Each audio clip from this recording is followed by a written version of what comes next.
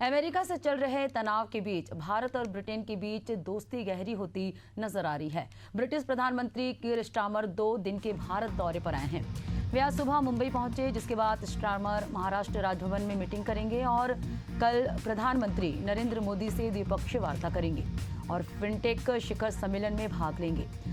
बता दें कि मोदी स्टारमर के बीच वार्ता का मुख्य फोकस भारत यूके व्यापक आर्थिक और व्यापार समझौते से मिलने वाले अवसरों पर होगा। ये समझौता 90% से ज्यादा वस्तुओं पर से टैरिफ हटाने के लिए तैयार है, जिसे यूके संसद के पुष्टि किए जाने के बाद लागू किया जाएगा। भारत और ब्रिटेन के बीच साइन हुए फ्री ट्रेड एग्रीमेंट के जरिए दोनों देश आपसी व्यापार को 2030 तक दुगना करना चाहते हैं और 120 अरब डॉलर तक पहुंचाने का टारगेट रखा है।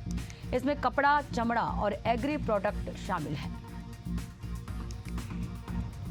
तो ब्रिटिश प्रधानमंत्री भारत दौरे पर हैं पीएम स्टारमर। ये 4 तस्वीरें आप देख रहे हैं, जहां विमान से उतरते हुए पीएम जो है नजर आए। भव्य स्वागत उनका किया गया। उनका काफिला रवाना हुआ है। विशाल प्रतिनिधिमंडल के साथ वे जो है मौजूद हैं। उनका भव्य स्वागत किया गया। तो ब्रिटिश प्रधानमंत्री कीर स्टारमर का भारत दौरा है। अपने भारत दौरे पर पहुंचे हुए हैं। कल पीएम मोदी के साथ द्विपक्षीय वार्ता करेंगे।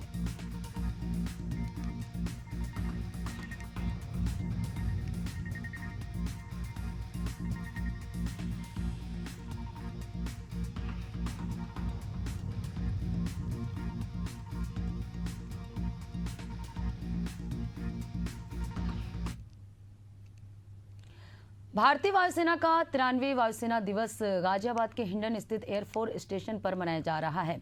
इस साल इसका थीम भारतीय वायुसेना सक्षम, सशक्त, आत्मनिर्भर है। इस साल वायुसेना दिवस ऑपरेशन सिंदूर के वीर योद्धाओं को समर्पित है। इस मौके पर वायुसेना साहस और शौर्य के लिए कुल 97 वीरता पुरस्कार बांटे गए। वहीं परेड में chief of defence staff CDS, army chief, नौसेना प्रमुख और पूर्व वायुसेना प्रमुख भी शामिल हुए हैं। यह आयोजन न सिर्फ सैन्य परेड है, बल्कि पूरे देश के लिए गर्व और प्रेरणा का मौका है।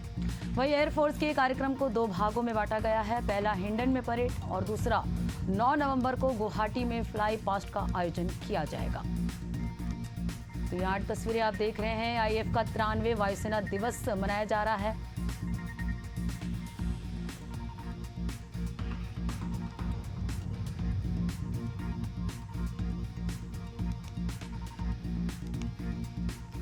तो 93वां वायुसेना दिवस आज मनाया जा रहा है। ये परेड करते हुए जो है नजर आ रहे हैं वायुसेना के शौर्यवीर। जय हिंद की सेना, ये ग्राफिक्स के माध्यम से आपको बता रहे हैं। ऑपरेशन सिंदूर में भारतीय वायुसेना ने अपनी ताकत दिखाई। भारतीय वायुसेना दुनिया की 4थी सबसे ताकतवर सेना है। आईएफ के पास 1700 से ज्यादा विमान और 1.4 लाख कर्मी। भारतीय वायुसेना का आदर्श वाक्य नभः स्पृश Deeptam. Sukhoi 30, MKI, Rafale, Miraj 2000 और स्वदेशी तेजस मौजूद है। तो वायुसेना दिवस पर शौर्य का प्रदर्शन यहां सेना के जवान कर रहे हैं। भारतीय वायुसेना के पास दुनिया की सबसे ऊंची हवाई पट्टी है। हिंडन एयरबेस पर वायुसेना अपनी ताकत दिखा रही है। लद्दाख के दौलत बेग ओल्डी में 1947, 1965, 1971, 1999 युद्ध में वायुसेना का शानदार योगदान रहा है। ऑपरेशन सिंदूर में भारतीय वायुसेना ने अपनी ताकत दिखाई।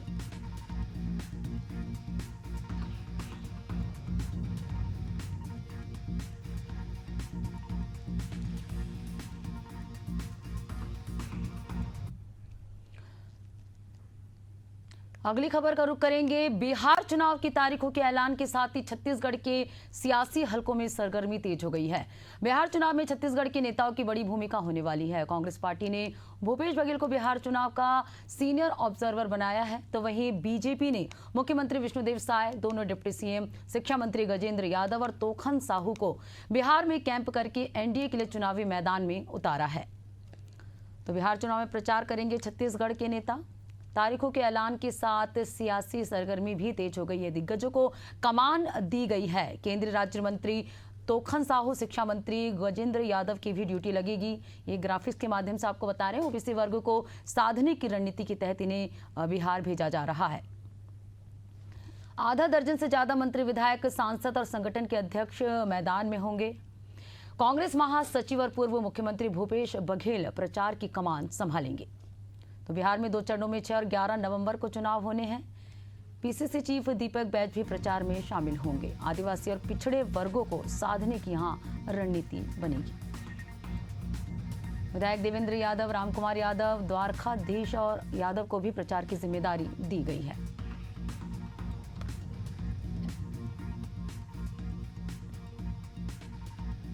तो मुख्यमंत्री विष्णुदेव साय एनडीए के समर्थन में प्रचार करेंगे।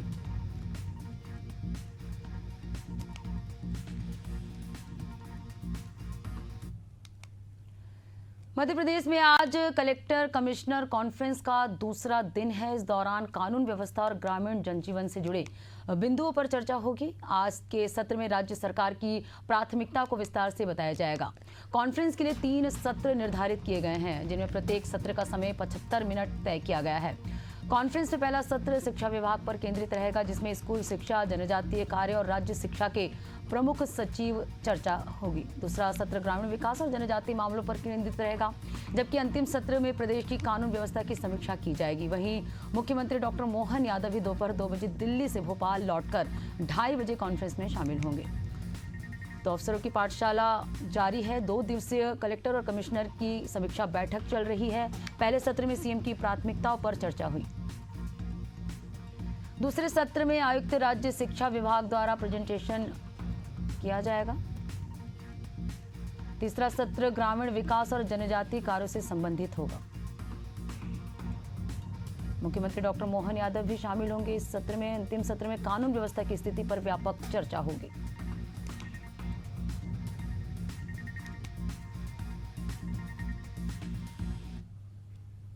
और चलिए बात करेंगे अगली खबर की। सक्ती जिले के डबरा स्थित आरकेएम पावर प्लांट में मंगलवार देर रात बड़ा हादसा हो गया। मेंटेनेंस के दौरान मजदूरों को ले जा रही एक लिफ्ट करीब 40 मीटर की ऊंचाई से अचानक नीचे गिर गई। इस घटना में 3 मजदूरों की मौत हो गई, जबकि 7 अन्य गंभीर रूप से घायल हैं। 10 मजदूर लिफ्ट में सवार होकर 5वीं मंजिल तक जा रहे थे, जिसकी ऊंचाई करीब 75 मीटर है, लेकिन 40 मीटर तक पहुंचने के बाद उसका बैलेंस बिगड़ गया और वे नीचे गिर गई। हादसे के बाद बड़ी संख्या में मजदूरों के परिजन और अन्य मजदूर प्लांट गेट के बाहर जमा हो गए और हंगामा करने लगे। हादसे के कारणों की पड़ताल की जा रही है। शुरुआती जानकारी के अनुसार ये दुर्घटना लिफ्ट में तकनीकी खराबी के कारण हुई। हालांकि प्लांट प्रबंधन की लापरवाही पर भी सवाल उठ रहे हैं। तो सक्ती में बड़ा हादसा हुआ है। 40 मीटर ऊंचाई से लिफ्ट नीचे गिरी थी। आरकेएम पावर प्लांट में बड़ा हादसा हुआ। लिफ्ट गिरने से 3 मजदूरों की मौके पर ही मौत हो गई और 7 जो है गंभीर रूप से घायल हो गए हैं। घायलों को निजी अस्पताल में भर्ती कराया गया, जहां घायलों का इलाज जारी है।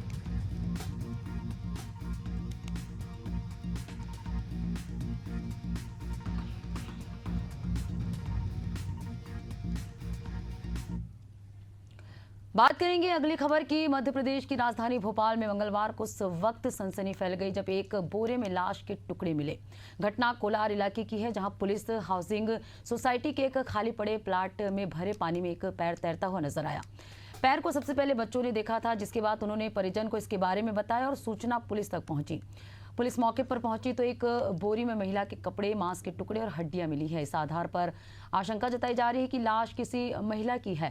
कोलार थाना क्षेत्र के डी मार्ट के सामने स्थित police housing society south extension में खाली प्लॉट में भरे पानी में मानव अंग मिलने की सूचना पर पुलिस के आला अधिकारी टीम के साथ मौके पर पहुंची। करीब 5000 वर्ग फीट के खाली प्लॉट के चारों ओर 3 से 4 फीट ऊंची बाउंड्री वॉल बनी हुई है। इस कारण प्लॉट में बारिश का पानी 3 फीट तक भरा हुआ था।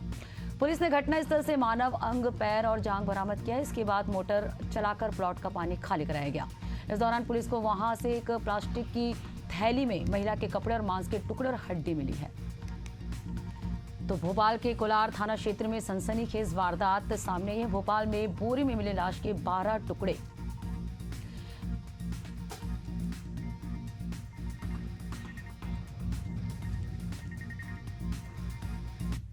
राजधानी रायपुर से बड़ी खबर। जनजातीय गौरव दिवस कार्यशाला। सीएम विष्णुदेव साय कार्यशाला में शामिल हुए। मंत्री टंकराम वर्मा समेत कई विश्वविद्यालयों के कुलपति शामिल हुए हैं।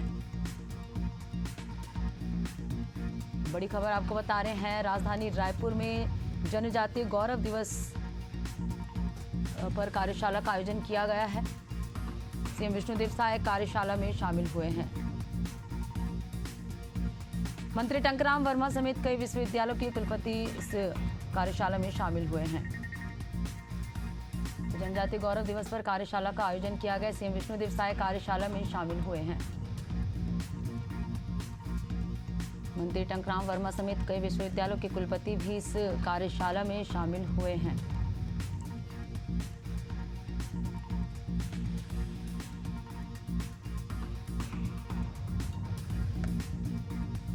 तो ये तस्वीर आप देख रहे हैं, राजधानी रायपुर में जनजातीय गौरव दिवस पर कार्यशाला का आयोजन किया गया है। सीएम विष्णुदेव साय कार्यशाला में शामिल हुए हैं। मंत्री टंकराम वर्मा समेत कई विश्वविद्यालयों के कुलपति भी शामिल हुए हैं। तो तस्वीर में आप देख रहे हैं, सीएम विष्णुदेव साय, रामविचार नेताम भी नजर आ रहे हैं, इस कार्यशाला में शामिल हुए हैं। तो जनजातीय गौरव दिवस के अवसर पर एक विशेष कार्यशाला का आयोजन किया गया है। मुख्यमंत्री विष्णुदेव साय शामिल हुए हैं। ये कार्यशाला आदिवासी नायकों को समर्पित है। स्वतंत्रता संग्राम और समाज सुधार में अपना महत्वपूर्ण योगदान दिए आदिवासी जननायकों को समर्पित ये कार्यशाला का आयोजन किया गया है। तो जनजातीय गौरव दिवस के अवसर पर कार्यशाला का आयोजन किया गया। सीएम विष्णुदेव साय कार्यशाला में मौजूद हैं।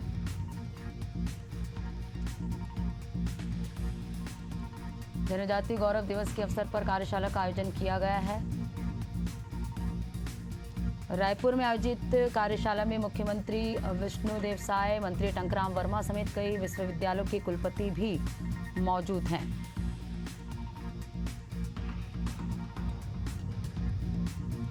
तो सीएम विष्णुदेव साय इस कार्यशाला में मौजूद हैं।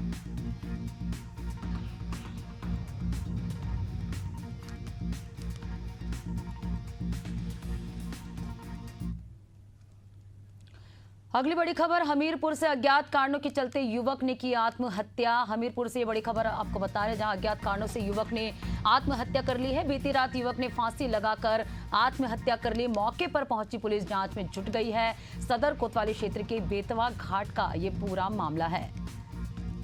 तो हमीरपुर से ये बड़ी खबर आपको बता रहे हैं, जहां एक युवक ने अज्ञात कारणों से आत्महत्या कर ली है। दरअसल युवक ने फांसी लगाकर आत्महत्या कर ली है। बीती रात युवक ने फांसी लगाकर अपनी जान दे दी है।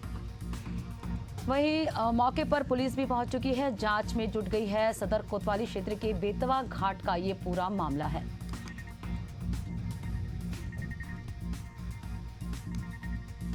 तो हमीरपुर से बड़ी खबर आपको बता रहे हैं, जहां एक युवक ने आत्महत्या की है। आत्महत्या करने का कारण फिलहाल अज्ञात है। मौके पर पुलिस पहुंच चुकी है और जांच में जुटी। सदर कोतवाली क्षेत्र के बेतवा घाट का ये पूरा मामला है।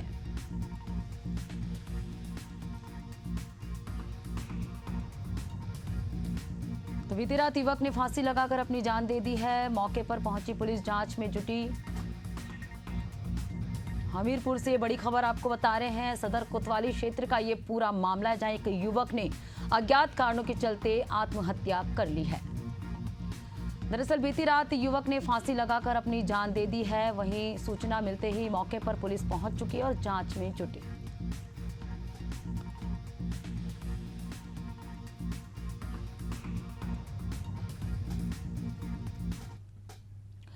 राजधानी रायपुर से अगली बड़ी खबर, महादेव ऑनलाइन सट्टा ऐप से जुड़ी बड़ी खबर आपको बता रहे हैं। मामले से जुड़े सभी आरोपियों को जमानत मिली। सुप्रीम कोर्ट ने सभी 12 आरोपियों को जमानत दे दी है। पिछले 2.5 साल से रायपुर सेंट्रल जेल में बंद है आरोपी। तो महादेव सट्टा ऐप मामले में बड़ा अपडेट आपको दे रहे हैं। 2.5 साल से रायपुर सेंट्रल जेल में बंद आरोपियों को जमानत मिल गई। महादेव ऑनलाइन सट्टा ऐप से जुड़ी बड़ी खबर आपको बता रहे हैं। तो सभी आरोपियों को जमानत मिल गई है। सुप्रीम कोर्ट ने सभी 12 आरोपियों को जमानत दी है। और चलिए इस पर ज्यादा जानकारी के साथ महेश साहू संवाददाता हमारे साथ जुड़ चुके हैं। महेश, सुप्रीम कोर्ट ने महादेव सट्टा ऐप मामले से जुड़े आरोपियों को जमानत दे दी है, आपसे जानेंगे। बिल्कुल, देखिए छत्तीसगढ़ के चर्चित महादेव सट्टा ऑनलाइन जो ऐप घोटाले मामले में सुप्रीम कोर्ट से जो है बड़ी राहत मिली। इस मामले में आरोपी रितेश कुमार यादव, भारत ज्योति, विश्वजीत राय, राहुल वक्ते, नीतीश दीवान समेत जो है 12 आरोपियों को जो है सुप्रीम कोर्ट ने जमानत दे दी है। ये सभी आरोपी पिछले 2.5 साल से रायपुर के सेंट्रल जेल में बंद है। जस्टिस एम सुदेश और सतीश चंद्र शर्मा की कोर्ट में सभी आरोपियों को जमानत देने का जो आदेश है वो जारी कर दिया गया है। जमानत के दस्तावेज मिलते ही सभी आरोपियों को जेल से रिहा कर दिया जाएगा। आपको बताते चल रहे हैं कि पिछले 2.5 सालों से ये माधव सट्टा मामले पर जो है आरोपी बंद हो चुके हैं और इस मामले पर कहीं ना कहीं बड़ी राहत जो है सुप्रीम कोर्ट ने इन लोगों को दी है। देखना होगा आगे और किस तरीके से रणनीति रहती है सुप्रीम कोर्ट की, लेकिन जिस तरीके से एक बार जो बड़ी राहत है वो देखने को मिली है। जी महज किस आधार पर जो है 12 आरोपियों को जमानत मिली है? बिल्कुल, देखिए लगातार सुप्रीम कोर्ट में याचिका दायर करते हुए नजर आ रहे थे। जो पिछले कई महत्वपूर्ण दस्तावेज मिले थे, तो इसके पहले भी उन्होंने कई याचिका दायर किए थे, तो सुप्रीम कोर्ट ने जो है याचिका को खारिज करते हुए जो बड़ी जो राहत है वो देखने को मिले। जी बिल्कुल शुक्रिया महज तमाम जानकारी हमसे जुड़ने के लिए। महादेव सट्टा ऐप मामले में 12 आरोपियों को सुप्रीम कोर्ट से जमानत मिल गई है। पिछले 2.5 साल से रायपुर सेंट्रल जेल में बंद है आरोपी।